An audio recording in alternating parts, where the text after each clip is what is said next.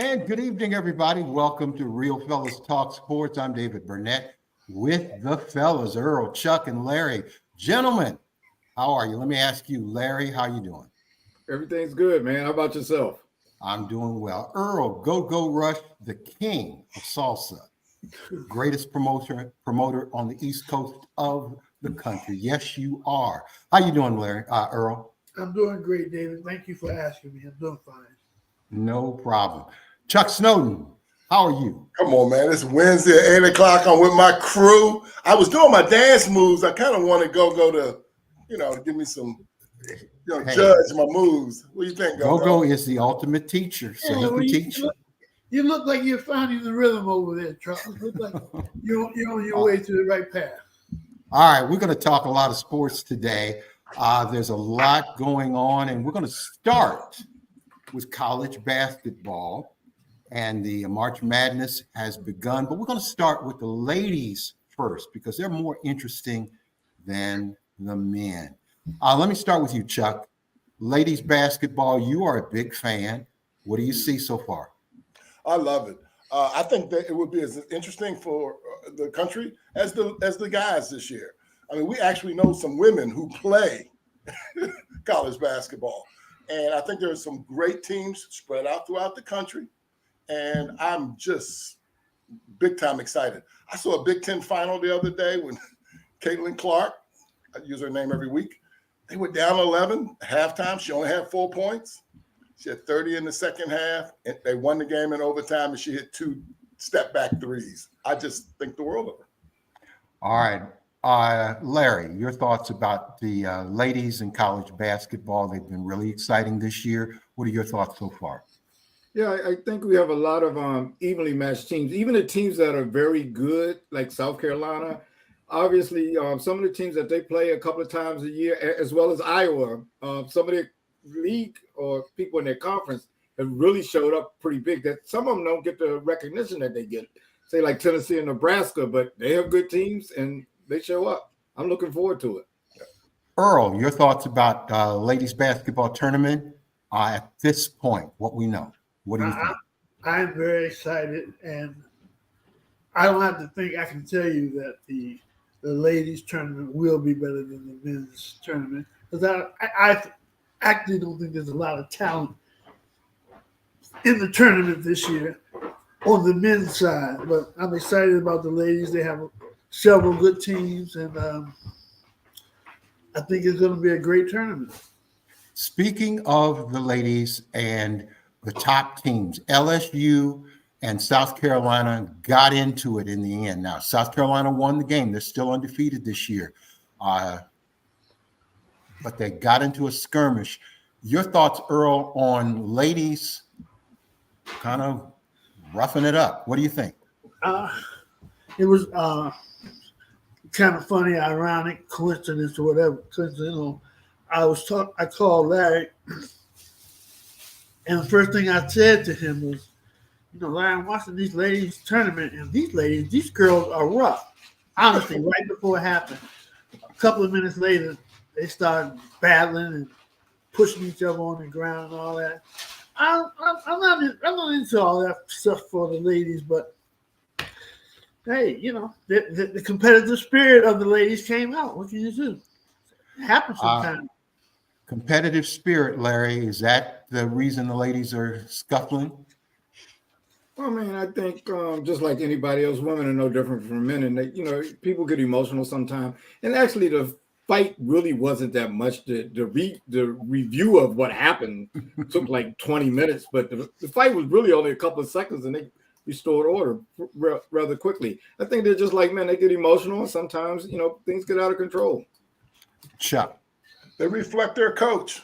Both those coaches are tough-minded, fiery, passionate, very, very good coaches. It was like back in the day, if Georgetown was playing Syracuse in the 80s, hey, they were going to go at it, and they did. And so I appreciate it. I don't think the players at the end said anything negative about each other.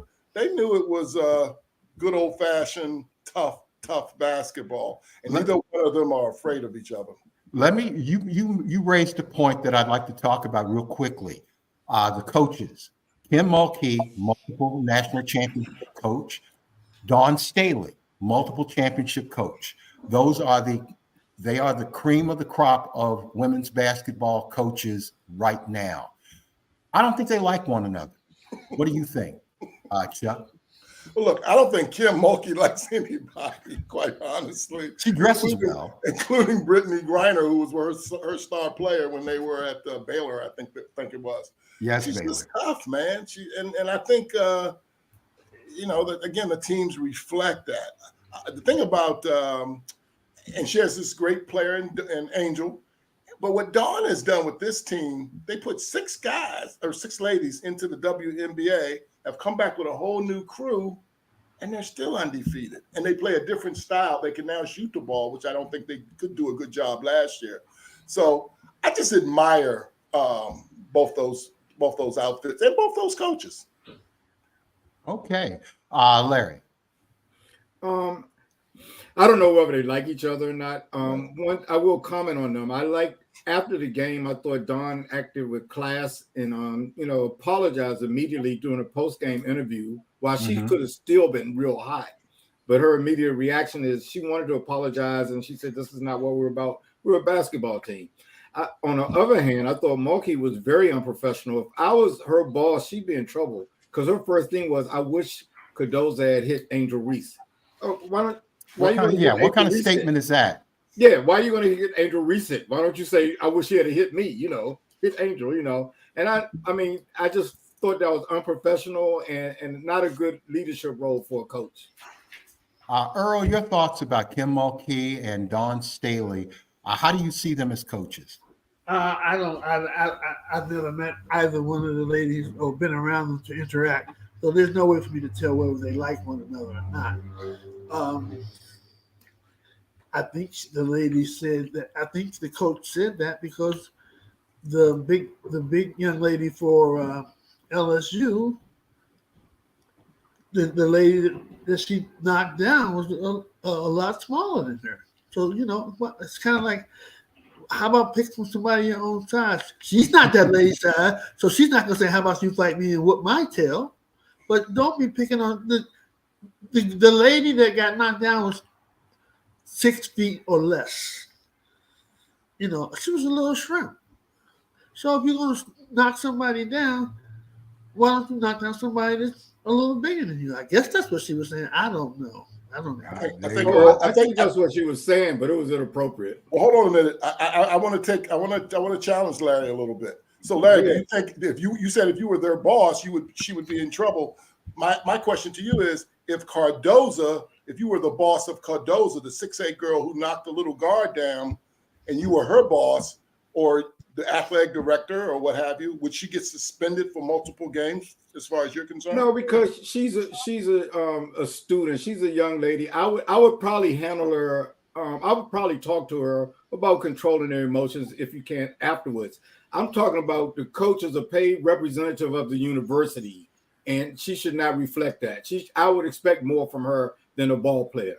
Two different situations. Well, adults can be emotional, and she lost the game. Dawn won the game, so of course she could show. I'm not saying she wouldn't have shown the same class if she had lost, but Kim is a fiery person, and when you interview her right afterwards, she still got that thing. That's the point. It wasn't right afterwards. Dawn still could have been mad right after the game too, regardless of whether she won. It wasn't right afterwards. It was at a press conference where she had time to sit back and think about it. And I just thought that was a poor response. In no universe is that correct for a leader of an academic institution. Well, you know what this discussion about ladies basketball says is that we actually care We do. about college basketball for the ladies, and they are doing really well. We're going to talk about the men now, who are kind of second tier. You know, they're still going to draw the big crowds. The conference championships are all this week. A couple of them were settled already. One of my favorite teams, Indiana State, the home of Larry Bird, is probably not going to make it. What do we see in the conference championships so far? Let me start with you, Earl. Have you kind of zeroed in on the conference championships at this point? Ready for March Madness? Yeah, I have. Like I said, I mean, you know, I'm usually very critical of people and hard on people's talent. There's really no one in the coming out this year that has a lot of talent, in my opinion. But I still expect the games to be a bit competitive, and I'm looking forward to it. Seems like normally there are a lot of leagues don't have as many people going to the tournament that they normally have. Mm-hmm. And rightfully so, from what I see. But usually some of these teams get put in because of whatever. You know, I don't know. Well, Take for it'll be example, interesting. they may take some leagues that the teams are not that talented, but they may put them in a tournament anyway. For whatever reason, they put them in. It's always a debate come tournament time. Larry, your thoughts on this at this point? With respect to who gets in the tournament, Yeah. Mm-hmm. I always would like to see more mid majors, particularly the mid majors that win their regular season championship, because usually they have a better team a lot of times than the tournament winner. And unlike the larger conferences, only one person out of that conference is going. I wouldn't mind seeing a couple of mid majors that have played well all year get in, whether or not they won their tournament. But I think the big conferences and the money, you know, they're going to get the teams in. Chuck. So I think there will be some eyebrows raised this year, depending on how deep it goes into the Big Ten and the ACC. Because honestly, I don't think the Big Ten nor the ACC are that strong this year. So it'll be interesting if they go as far down as teams like, well, I mean, Wisconsin and Northwestern are 11-9 and 12-8 in the conference, 19-12 and 21-10. And I don't know. But they're 4th and 5th, so they probably will get in. And I don't know if they do deserve it over maybe a mid-major like an Indiana State. Quite frankly, David, I think this might be that year.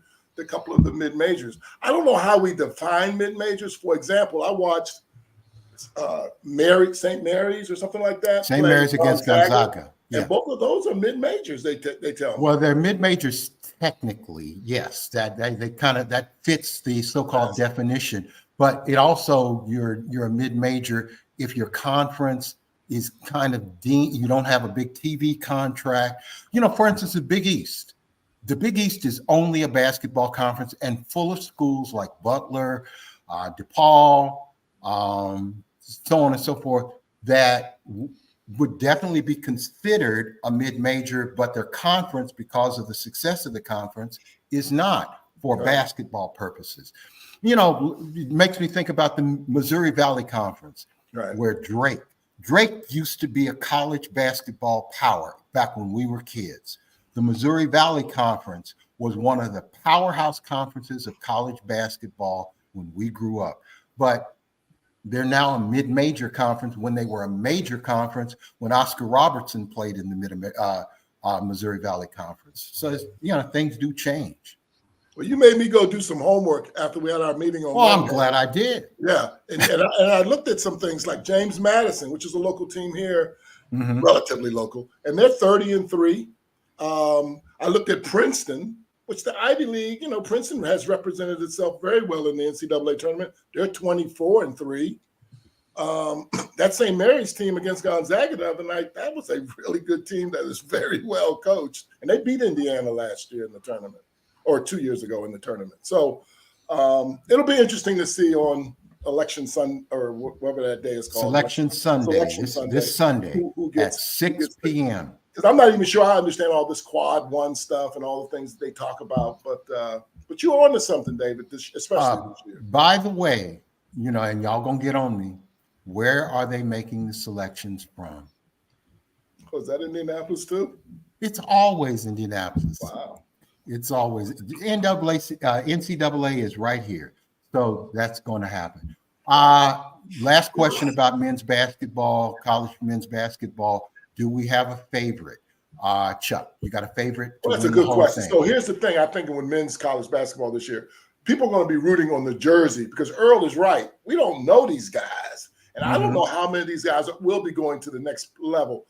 I think I might be rooting for Houston. I think that's the team I'm rooting for, even though I don't know their players too much, except for I like the little point guard. He's tough, Sheed. But I think that's who I might be rooting for this year. I think people are going to be rooting for your team, your jersey, not necessarily individuals and so forth. Earl, do you have a favorite, some team that you'd like to see in the Final Four or the national champion? No, I don't have a favorite because as I was saying the last 5 days in a row, there's no talent in the NCAA in my opinion. So I don't have a favorite. But if you ask me who I thought would win, I would pick Connecticut. Okay, the defending national champion, the Connecticut Huskies. Yep. And Larry, do you have a school that you are supporting or you think might win it all? No, I usually just like the tournament, and I'll see. I watch as many of these conference tournaments, and I'll see who looks hot. And next week, maybe I'll have a team that I kind of favor. I saw Houston last week; they look very good, but I haven't looked at enough teams yet. Yeah, Houston, I'd like to see Houston do really well, get in the Final Four, and of course, I'd like to see Purdue get there finally. But they've got to get over the bugaboo of losing to the so-called mid-majors in the first round. I wonder will the state media take him to task if in fact that doesn't happen, what you just mentioned, Dave. Well, you know what? Like they've taken IU to task this year. If Purdue loses in the first round to a 16th seed again, Matt Painter will be in trouble.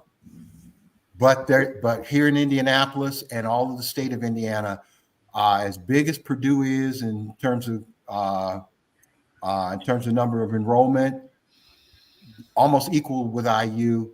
This is an Indiana University state. Yeah, this is an Indiana University state. I'm pushing for Purdue. Yeah. And Zach Edey, who I believe will be the second year in a row College Player of the Year. All right. Any more thoughts on college basketball, gentlemen? Well, I'll tell you, I hate to go back to the ladies, but Earl, Earl peeped me to a player earlier in the year, and her name is Juju Watkins, and she was with USC. And USC is another one of those teams you got to keep an eye on. They beat Stanford last weekend in their conference championship game. Now, Juju didn't play great in that game, but in the previous game, she had 33. She's tough, and she's just a freshman. Notre Dame has a freshman, and they're in the top 10, named Hidalgo. She's tough as nails.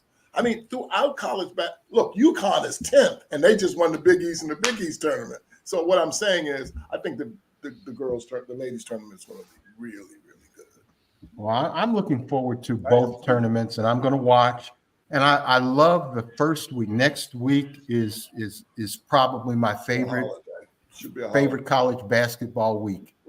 When we start breaking down the brackets and seeing who's going to win. Yeah. Let's move on to NFL, and then we'll get back to the NBA before we close out the show. The NFL free agency has officially begun. Russell Wilson to the Steelers, Kirk Cousins to the Falcons, Mac Jones to Jacksonville. Your thoughts on the NFL, Larry? What have we seen so far? What have you seen so far in free agency? Well, I see, especially with the quarterbacks and running backs, I think teams have moved around a lot. Players have moved around a lot. And I think it's going to be really interesting.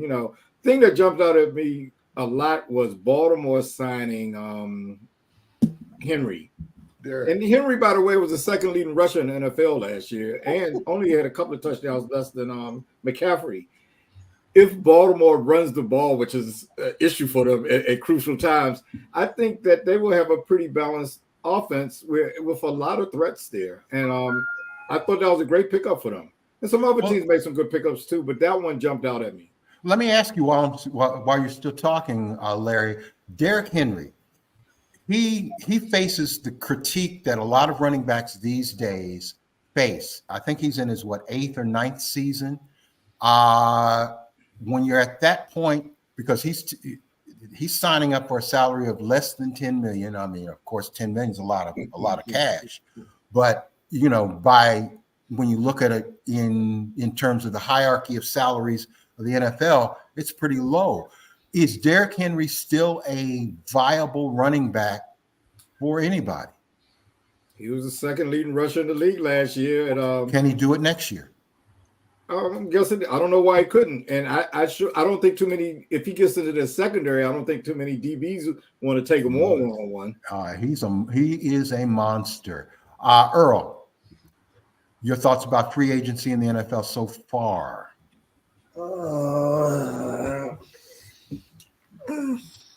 I think I would have picked. I think, as Larry said, Derrick Henry was a nice pickup. But to be honest with you, I mean, you got to take somebody of his talent. This guy's one of the best running backs in the league, but I don't really think Baltimore needed him. They had a good running game last year. They just didn't utilize it. They did not run because they didn't have any talent. But that's kind of what my point was too. If they had the ball off, I don't understand that, but I guess when you got a chance to get Derrick Henry, you got to take that chance. I guess. I mean, and I don't see why you don't think he can't be successful. How old is the guy? I think he could. 30. I certainly embrace and support running backs. That's something I aspired to, even though I didn't make it. Remember years ago, a running back could go 6, 7, 8, 9, 10, 11, 12, 13, 14 years. Emmitt Smith, the all-time leading rusher. What did he play? 14 seasons? Yeah. Well, that's true. That's true. But the game has changed about they don't, Well, there's been a devaluation of the running back position. Your thoughts, Chuck? Well, look, I think not only and Larry and Earl are right. I just think that's a great pickup by Baltimore. And their line is better. I think they led the NFL in rushing the last couple of years, And so they're adding a weapon like that to that already good team.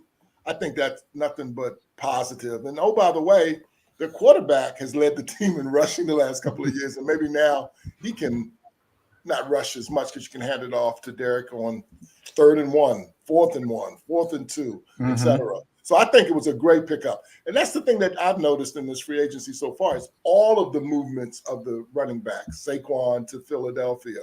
I think Jacobs from the Raiders left and went to the Packers, and the Packer running back went someplace. And it's just been a lot of movements.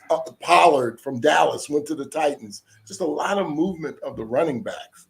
And I don't know what that means, but because they didn't get a lot of money. It just means a lot of running backs were free agents. That's all. It doesn't mean anything. Well, and the teams didn't franchise them.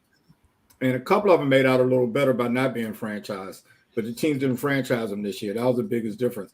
I was surprised Houston. I thought Saquon or Henry was going to go to Houston because I thought if they gave that quarterback a little help, like they're giving Lamar Jackson, that would have been great. They did pick up somebody though, Larry. I don't remember who it was, but they did pick up a veteran back. Who? Did Mixon go there? Yes, that's who you're. Yeah, Mixon got traded to Houston. He went after all of the movement. Yeah. The only thing for me, and this is Chuck talking. This is not the only thing that hasn't happened is the whole Fields situation. And Chuck wants Fields to come to Washington with a trade, maybe a third or fourth round pick for Fields, and then Washington with their second pick in the draft take Marvin Harrison. So they added a lot of pieces, I know, but if they can pick up that kind of a quarterback with a receiver out of the draft like Marvin Harrison, let's see what happens. But we'll see what happens. Okay, you mentioned Justin Fields, Chicago Bears for now. How do we see Justin Fields in his 3 years? Is he just a victim of how people perceive him, or is he just a guy that has not produced, regardless of what team he's played on? And let me just start with you, Chuck, to pick that up. I guess a lot of organizations just thinks he's a guy, that he's really not that good, or they would have made a move. I don't think he would be that expensive, honestly. We just saw Mac Jones, who was a starter with the Patriots. He went to Jacksonville for a 6th-round pick. They were in the same draft. And so I don't think he's that expensive, and yet nobody's making a move towards him yet. Now, maybe later on, as we get closer to the draft and so forth, maybe a deal would be made. But or I tell you one last thing, and I'll shut up. Maybe Caleb Williams is sending signals to the Bears, like John Elway, like Eli Manning, like, hey, I don't really want to come to Chicago, so don't even draft me, because he canceled his visit for his he was supposed to go to Chicago for a visit of some sort, and he canceled it. So maybe they're hedging their bets. Not sure what Caleb wants to do. Well, Caleb Williams and all the other wannabe superstars had better be careful. Trevor Lawrence, on the same level as Caleb Williams a few years ago, coming out of Clemson, was considered a can't miss, absolutely surefire superstar. He's done almost nothing in terms of that level of achievement. And I've seen him really screw up some games. So you just never know what's going to happen with these quarterbacks. Speaking of quarterbacks, let's talk about a couple of quarterbacks that can be controversial in how people perceive them. Number one, Russell Wilson signing a minor deal with the Steelers. The rest of his salary is taken care of by Denver. Is Russell Wilson, who used to be my favorite quarterback, is he finished? Earl, your thoughts? No, I don't think he's finished. How do you think he's going to do with the Steelers? What do you think? Well, he can take him to the first round. He can't take it any further. He can take it to the first round. Steelers have a great defense. They have a strong running game with Najee Harris. A couple of the receivers are pretty well. They'll do all right. They won't go past the first round, but they'll do pretty good. I mean, they'll go just as far as they went last year. The first round of playoffs. Larry, Russell Wilson and the Steelers, is that a good match? I think it's okay. I mean, Pittsburgh wins with no quarterbacks, so I think he's probably better than what they had. But Earl is hitting on. Think of the relative strength of the AFC conference. I'm not sure how far he'll go. I expect him to play a little better. He is 35 years old now, and all of us slow down at that. He really just needs to be a game manager, because they don't lose up there. They win games there. So I expect them to win a couple of more games, but I don't know how deep they can go in the playoffs. Maybe they can win one game. It's been almost 2 decades since the Steelers have had a losing season, so you got to give them credit for that. Larry, Chuck, your thoughts about Russell Wilson? It's a great landing spot for Russell, and I think they need to restore his confidence and restore his psyche. And what a better coach to do that with in terms of Tomlin. So I think his treatment will be a lot different than it was in Denver. And so we'll just have to wait and see. What makes you think that he ever lost his confidence? I don't know. Because people have just been ripping him in the news and the media. No, but you said he lost his confidence. Just because someone wears on you, gets on you, doesn't mean you're going to lose your confidence. That's a good point. There's nothing I saw except for his numbers kind of dropped off a little bit. But you're right. Maybe his confidence is fine, and he can handle that kind of media scrutiny. He kind of bounced back. He had a horrible season the season before last, but last year he actually played pretty well. 24 touchdowns. Yeah, 24 touchdowns. His yardage per pass was shorter than it has been, but his touchdown to interception ratio was fine. Well, I think Larry David said it perfectly too. Cleveland, Cincinnati, the Ravens are all in that same division. That's a tough division, as well as the other people in the AFC. I think sports fans in general I can't speak for everyone. They sometimes they don't look at the situations that some quarterbacks are in. If you're a quarterback, Mhm. this could be the case of Phil. Maybe he hasn't done anything in 3 years because he really hasn't had any kind of team to work with. But as far as you wondering why no one has picked him, some people aren't big on potential. They only go by what they see. And for the last 3 years, they haven't seen, excuse my language, shit from Fields. So why would they go get him? Well, because there's some bad quarterbacks in the That's a National good point. Football League. That's a good point. I think Earl had. Some bad Huh? quarterbacks. Okay. Are we I back think, up? I think It the looks like we're jury's back still out up. on Fields, and he may turn out to be the jury's out on him. He may turn out to be well. Everybody doesn't play well immediately. In the But first he 3 or years, Lawrence, right. they may turn out to be okay guys. I'm But just right trying to. now, as far as giving up a lot for either one of them, I would be a Right. little, skeptical. There's something that the quarterback from Jacksonville has done to David or something. David is so hard. This guy has taken in 3 years. He's taken them to at least a playoff and won one. I hear you. I hear you, Earl. You make a good point. Yeah, You make a good point. The Jackson guy. He only has one playoff win from Lamar Jackson. Well, I think playoff wins can be exaggerated to the good or to the bad, depending on whether you like the guy or whether you don't. And perception does rule. Perception does rule. Another controversial quarterback that gets talked about every year, but all he does is sign big contracts and throw for 4,000 yards. And I'm talking about Kirk Cousins going to the Atlanta Falcons. He leaves the Minnesota Vikings and signs a $45 million. I think that's the average, $45 million a year contract. Yeah. He just keeps on raking the money. All of us have the Washington, D.C. connection. Kirk Cousins started off as a fourth round pick for the Washington Commanders. Same year, RG3, Russell Wilson, and he's the last man standing. He's the last man standing. Your thoughts, Chuck, on? So Kirk there we Cousins. go again. I got to bring up Fields again. So this guy's coming off an Achilles injury at his age, and yet they paid him that kind of money when Fields is from Chicago, is from Atlanta. He's from Georgia. And I just thought they were ripe to take a guy like Fields, but maybe they just don't like him. Maybe they just not that good. But to your point, though, David, they really like this guy, and I haven't heard people say negative stuff. So coming off an Achilles, my God, that's a lot of money. Larry, Kirk Cousins. I think Cousins, if you look at his stats, he's probably the best quarterback available this year. Free agent. I'm surprised Minnesota let him go.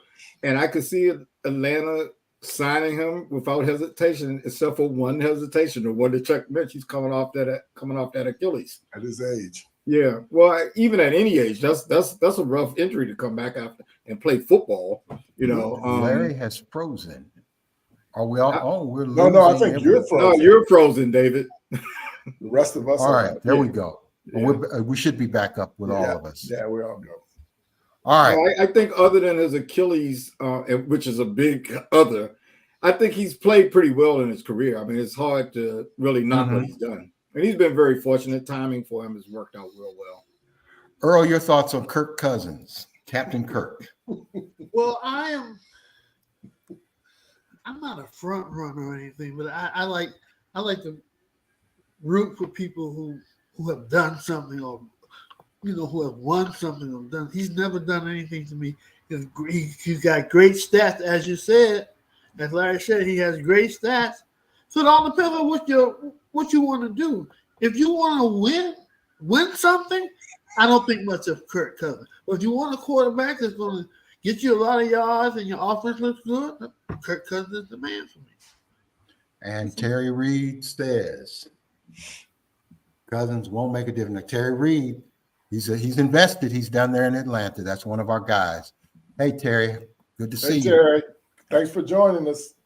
Hopefully we'll have Terry back on the show sometime soon. Mac Jones, who was a first-round pick of the New England Patriots, said, bye-bye, Mac. Mac Jones is now going to be a backup to Trevor Lawrence. Any thoughts on Mac Jones? Is he a lifetime backup now, Earl? Wait, who just said that he's going to be a backup? He's going to back up Trevor Lawrence. I can assure you that. Oh, okay. I thought I misheard you. I thought they said that Mac Jones was going to be starting. No. No. He's a backup. Yeah. Yeah. There's always injuries. I don't see any team making them a starting quarterback, but there are about 8 teams that have quarterbacks. I don't see why they're the person starting quarterback. So I can't say that. You never know. He may get lucky or something. Somebody may be desperate, need somebody, and then they pick him, and then he makes good of his chance to redeem himself. So I can't say he will never be a starting quarterback. I can't say that. And Barkley, where did Barkley go? Minnesota, right? Philadelphia. Philadelphia. He went to Philadelphia? Yeah. Okay. Where's the surprise part? You got to ask Kung Fu. Now I don't think they needed him either. Just like I don't think the Ravens needed Cleveland, but just like when you get a chance to get a guy like him, you get a chance to get a guy like Barkley. You got to get him.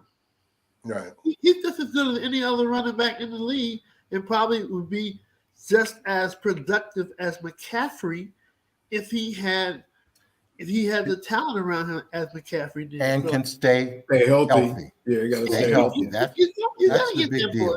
That boy is good, man.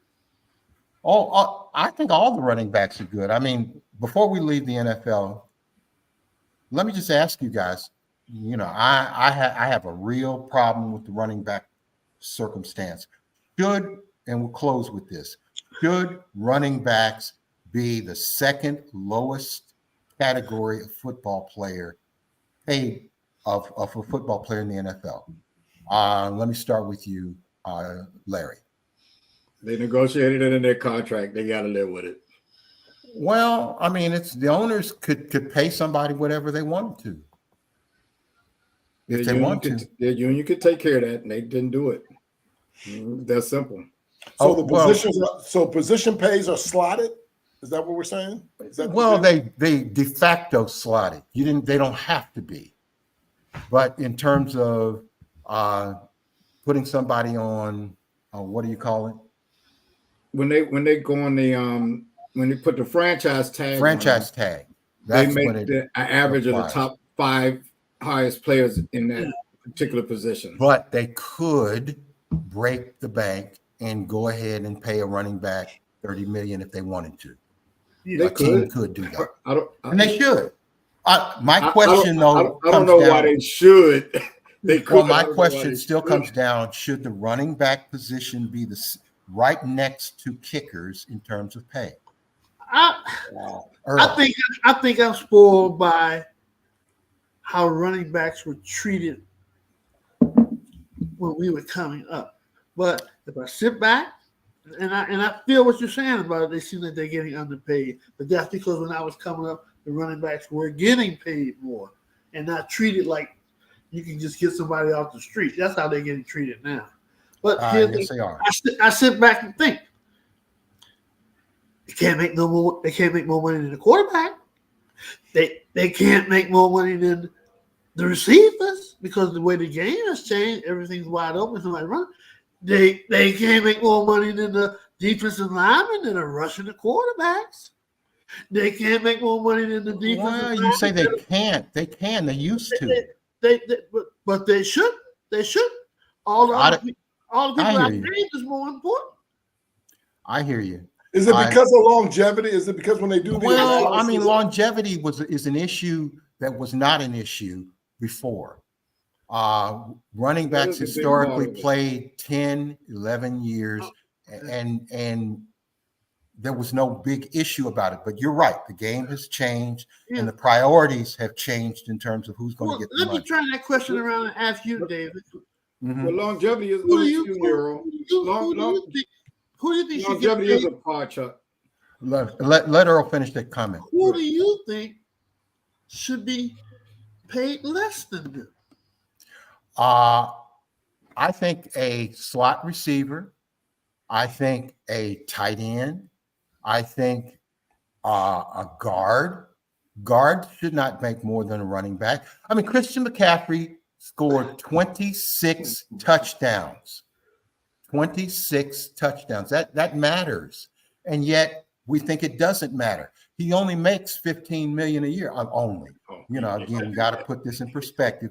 Only 15. But if the highest paid player in the league is making $60 million a year, and a couple of them are, and the most productive player in the league is making $15 million, there's a problem. That's all I'm saying. David, those $1 million quotes, $50 million quarterbacks, and those running backs that you want to get paid more than the guard, they can't do anything if the guard is not protecting the quarterback. They can't do anything if the guard is not opening holes for the running back. And So the quarterback can't do anything if the guard is not blocking. The quarterback can't do anything if the tackle, if the particularly left tackle is not blocking. So we can do that for every position. Middle linebackers are no longer that value. Here's how they can address that. This is how they can address that. They have a limited pot of money. They get, let's just say for argument's sake, they get 50% of the gross revenue. Mm-hmm. All they have to do is cap the most that any one player can get, i.e. those quarterbacks. They don't have to pay those quarterbacks $50 million. Daniel Jones. Oh, not just him. Anybody. I mean, every quarter. Why do any of them have to make more than $20 million a year? You can spread that out. Most unions look out for all of their workers. These players' associations don't do that. They want that piece of the pie, but as far as the way it's distributed, it's not up to me. It's not up to the owners to distribute it. They can take care of that. They can set the maximum salary for a quarterback at $30 million. Then it's money for other people to get paid. I hear you. And maybe they should think about doing that. The previous contract, they didn't do it. Now they signed one for 10 years. All right. Enough on the Well, NFL. David told us a while ago that they're going to get to a point where a quarterback's going to get 70, 80, maybe $100 million. Probably so. At this point, to me, we're heading in that trajectory. That is where we're going. Every time they sign a new television contract, there's more money there, and the quarterbacks they're going to probably still get that. A quarterback will make $100 million within 5 years. But we're saying now, maybe that shouldn't be the case. Maybe it probably shouldn't be the case. It probably shouldn't be the case, but we can't stop. That train has left the station, and it ain't stopped. Sure, we can stop it. Sure, it can be stopped. It ain't going to be stopped. I would love it to be stopped. I would love for Christian McCaffrey, for Derrick Henry, for all of these great guys who put in the work, who take the biggest hits to get paid properly. Well, wait a minute, David. There was a time when O.J. Simpson and when Emmitt Smith and Barry Sanders were the highest paid player on their team. Yeah, and that's right. There was a time. So when you say it can't be stopped, well, maybe it can be stopped and readjusted. Right now, the way the game is played right now, the way the publicity machine churns out, it ain't gonna change. Wow, it's a long time. Yeah, it's not gonna change. All right, we got to go. We got to go to the NBA. We got a few questions to ask about the NBA, and then close out the show. We got less than 20 games left in the NBA in the regular season before we start the real season, the playoffs. Where are we now, Larry, with the NBA? Well, I think you just described it. Coming down the home stretch, teams are jockeying for playoff position. And I think that's going to be very important, of the utmost importance, determining how far certain teams go. Just to follow up on that, on the top of my head, I look at a team. I'm a person that believes experienced teams tend to do better. I look at a team that might finish first in the West, like Oklahoma City, and then I look at an experienced team that might be their first round opponent, say like the Los Angeles Lakers. I think that 1-8 matchup, I think they will, no matter who the Lakers play, it's going to be a challenge, especially if they play Oklahoma City, I think the Lakers look very good against them. If Denver's number 1 seed, I'm going with Denver. What I would like to see is the Lakers in Minnesota with both teams being healthy. I think that would be a great matchup, but it's going to be a lot of jockeying for the final position there. Okay. All right. Earl, your thoughts on the NBA at this point, and then we've got a couple other questions about the NBA, and we'll close it out. It's hard. It's hard to pick. The West is very competitive. If I thought would come out of the West, it would be Denver. What I can tell you about the East is Boston will not be going to the finals, regardless of how well they're playing. They're not going to the finals. Who will? Will it be Milwaukee? I can't say who's coming out of the East. I can just tell you that it will not be. It won't be Boston. It will not be Boston. Taking the field in the East. Okay. Chuck. So I'm just going to reiterate everything that Earl and Larry mentioned. We are coming down the stretch.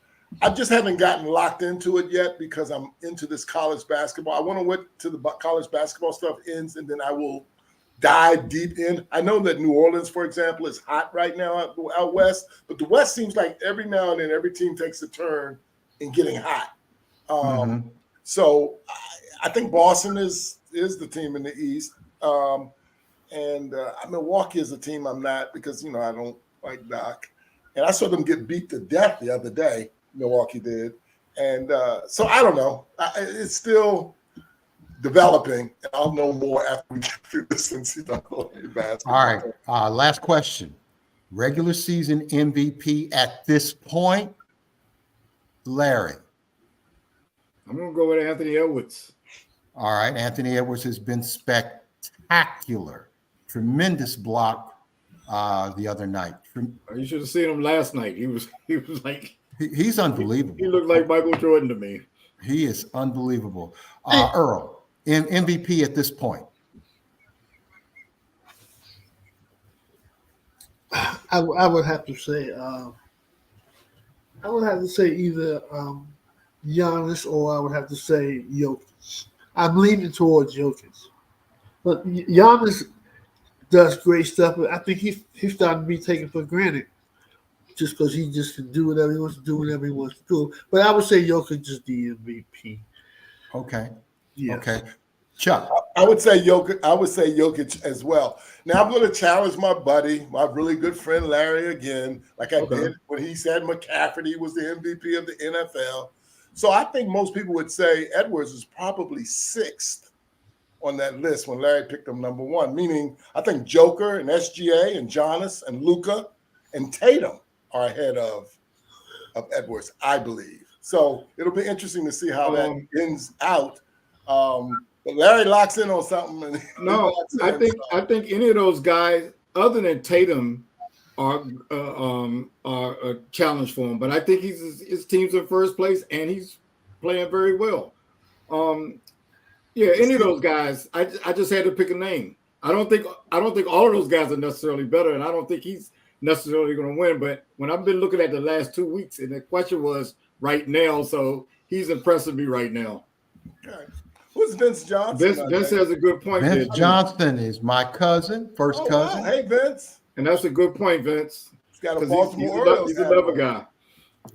SGA is spectacular. I think let me ask you guys this, Charles and David. I talked to this to Larry if I'm not excluding him. Okay. You can only keep 2. You can only keep 2. Between these 3, who are you cutting? Luka, Shai Gilgeous, or Anthony Edwards? Of course. Man, that's a tough. And you can only keep 2? Only 2.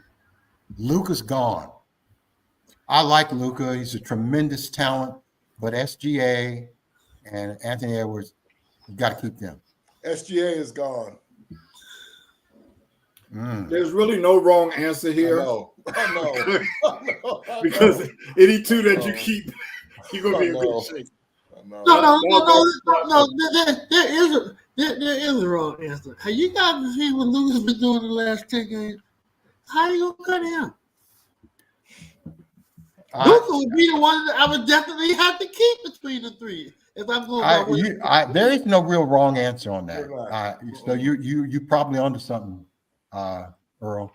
They don't show OKC enough. So I don't think we, the public, I know Larry does, and maybe you do, Earl, but I don't think the rest of us, we don't see OKC enough. Well, why do you think that? Why do you think that is? They come on quite a bit. They come on quite a bit this year. Well, I haven't seen. I haven't seen them. Hey Charles, Larry's my man, but I'm sure there's other people who know how to get the games, just as Larry knows how to get the games.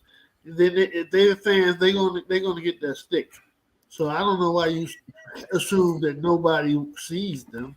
Right. I think Well, the issue if comes you down watch- to the casual fan, the fan that does not follow the NBA like Larry Abels. Larry Abels is really if you It's a watch junkie.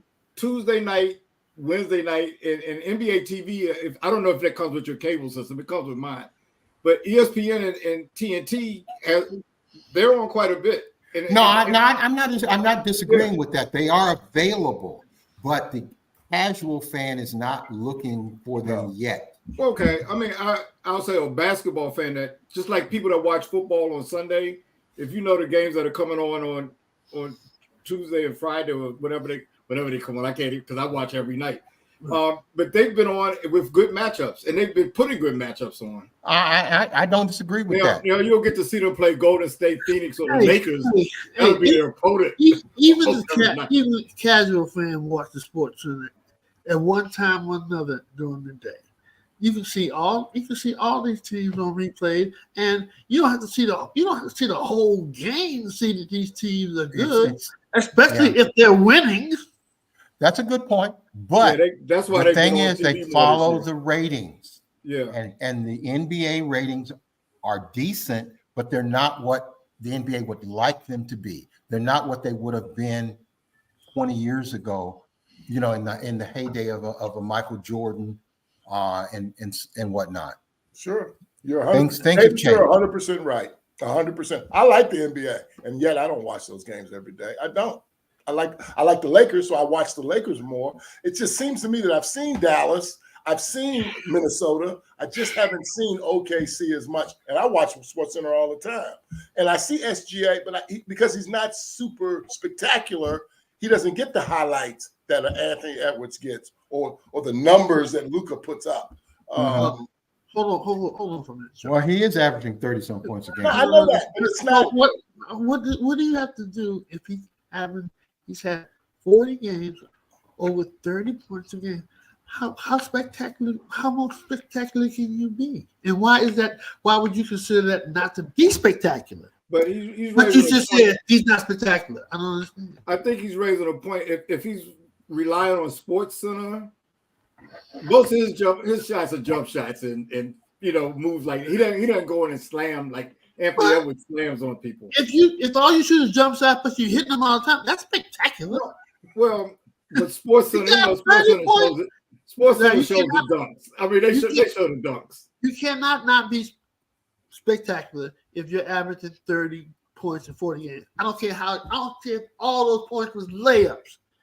He's still spectacular if you score 30 points a game. I'm not arguing that, but I think what Chuck was saying when he watches SportsCenter, he's the type of guy that's just like a machine that just keeps shooting and shooting and shooting, and not necessarily from 50 feet either. You know, he just has a full game. Most of the time you're going to see on SportsCenter is going to be the people that are shooting from the logo or people going into the hole and slamming on people. That's a really good point. SportsCenter bases their replays on certain things, dunks, blocks, whatever. So a guy like SGA doesn't get enough attention. Yeah, you know, this is SportsCenter world. It's just that nobody can stop him from scoring. Let me ask you that because I'm just thinking I'm wrong. Did we see Chuck ran take Wembanyama Oh, to the hole last night. I did. You Oh, did see that. that was a great dunk. Well, I want to ask this. Okay, I heard what you just said. I'm going by what you just said. You said that was a great dunk. My question is, what is considered a jam or dunk? I know. Does your hand have to go through That's a the good point. basket Good point. for it to be They showed it considered? from a different angle. His hand, he just threw it in. He didn't really slam it in. He didn't hit the rim with his hand. I'm just asking. Do your hand have to Yeah, go that's a through good the point. rim? It's a good point. It's a So, good point. so do you consider that was a dunk last night? I consider it a spectacular I play. did too. But your And, point is and valid. the player who he dunked or dropped it over is the new spectacular jewel of the NBA, and that's pretty impressive. And how many times have we seen that? That does not make it a dunk. I've seen it That doesn't 100 make it times. a dunk. So I don't know why all over the internet and everything else. Oh, he slammed it. He did not slam the ball on him. He did not. That was not a dunk. Larry's telling me I need to see it from another direction. I don't care. They said his hand did not go through the rim. Therefore, Earl's I don't right. consider it a dunk. Earl's right. You're probably right about that, Earl. I can't debate that. All I know is it was a spectacular play over the Rookie of the Year. Earl, I told you that. When I saw it live, they showed it from the sideline, and it looked like he flushed Right. it on him. When you see that baseline replay, that's the one that changed it. But when you're watching the game, it was just that it looked like he dunked on him. He looked like Wemby fell on his back afterwards and everything. I was like, And since Well, Earl, let me and just say this to end this discussion. Well, hold because on. we Since gotta Earl close brought out. it up, can I just since Earl brought it up, Make it quick. You got How 10 good- seconds how to make good the is point. Trace 10 Jackson? seconds. How good is Trace Jackson Davis? He's pretty darn good. Earl, He's pretty darn good. Earl, because you like to rip them apart all the time. Trace Jackson is serviceable. All right, that's our last note on the NBA. Gentlemen, it's been a blast. Do we have closing comments? I do. All right, we'll start with you, Chuck. So again, in the theme of college basketball, I'm just going to make this quick. We grew up in an era, this group of gentlemen, when DePaul and Louisville and Georgetown, people like Patrick Ewing, Allen Iverson, Alonzo Mourning, people like Mark Aguirre, Terry Cummings, Rod Strickland, people like the McRae brothers, Darrell Griffin, Wes Unseld, etc. DePaul was 0-20 in the conference, 3-28 overall. Georgetown was 2-18 in conference, 9-22, and Louisville just fired their coach. They were so bad. I don't know what has happened to DePaul, Louisville, and Georgetown, but let's get them back together because we have a lot of good memories with those three organizations. All right. Any other closing comments? Larry, I don't have any. Earl. No, I don't have any. All right, I've got one last quick closing comment on the upcoming big mega fight between Mike Tyson and Jake Paul this summer. I will not be watching, even though I have covered boxing a number of times over the years. No. Gentlemen, it's been a blast. We're Is going to that be back. fight? Is that fight being taken place in Indianapolis? It is not taking place in Indianapolis, and thank God for that. We are better than that here in the flyover city of Indianapolis, Indiana. Gentlemen, it's been a blast once again. Great to see you. I will see you guys next week on Real Fellas.